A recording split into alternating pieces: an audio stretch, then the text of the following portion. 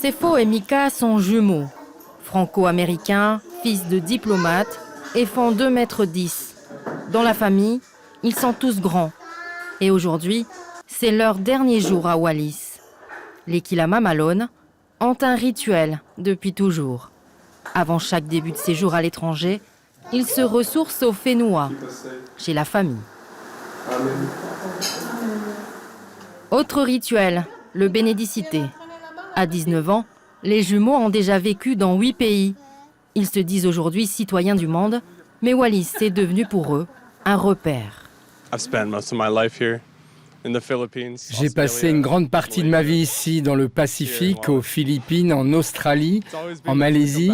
Ici à Wallis, c'est toujours un plaisir de revenir après avoir passé du temps dans les grandes villes ou ailleurs. Wallis est un petit paradis tropical avec plein de moustiques pour vous accueillir. Je garderai toujours en moi les souvenirs de Wallis et garderai toujours ma famille dans mon cœur. Wallis est pour moi le seul et vrai foyer que j'ai eu dans ma vie. Je ressentirai toujours l'envie de revenir et je sais au fond de moi que je reviendrai toujours. Je garderai aussi ma personnalité, une personnalité façonnée grandement par le fait d'être wallisien et pas seulement. Ça a fait de moi ce que je suis et m'a donné la taille que j'ai aujourd'hui. Si les jumeaux voyagent autant, c'est grâce à leur mère, Tina, membre du corps diplomatique américain. Leur père, Kiko, a servi 20 ans dans l'armée française comme parachutiste dans l'infanterie de marine. Voilà. Il fut maintenant pour moi, ou pour nous, à peu près la même aventure. Plus de 20 ans que je fais l'armée française et maintenant 19 ans avec les Américains, en suivant mon épouse là où elle va. On a vu beaucoup de pays, comme j'ai vu beaucoup de pays avec l'armée française. Et on continue toujours en espérant revenir toujours ici, dans cette île, qui est pour moi mon patrimoine, qui est la terre de mes aïeux,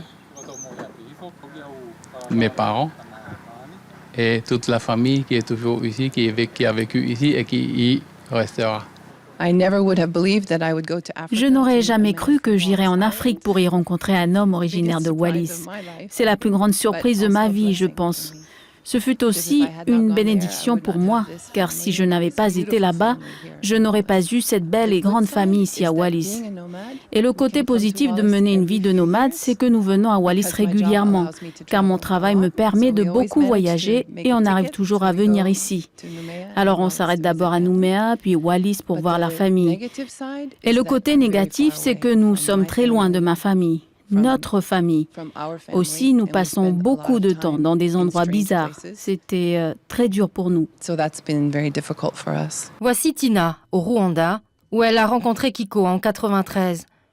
Plus tard, Tina devenue diplomate.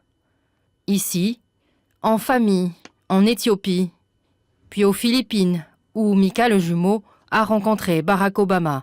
Sur les dernières photos, leur fin de séjour à Canberra, où ils ont passé 3 ans. J'ai l'habitude des aéroports, j'y ai passé presque toute ma vie. Je pense que j'ai dû prendre au moins 200 vols. Moi, j'aime pas vraiment les aéroports. En fait, j'aime bien débarquer des aéroports, mais pas d'y embarquer. Les jumeaux quittent le Pacifique après plus de 10 ans. Les Kilama sont mutés à Beijing l'an prochain.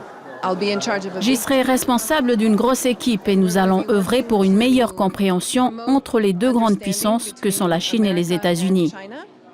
En route pour Hawaï, puis Washington. Mais avant, la famille s'est arrêtée en Calédonie et vous envoie leurs meilleures salutations.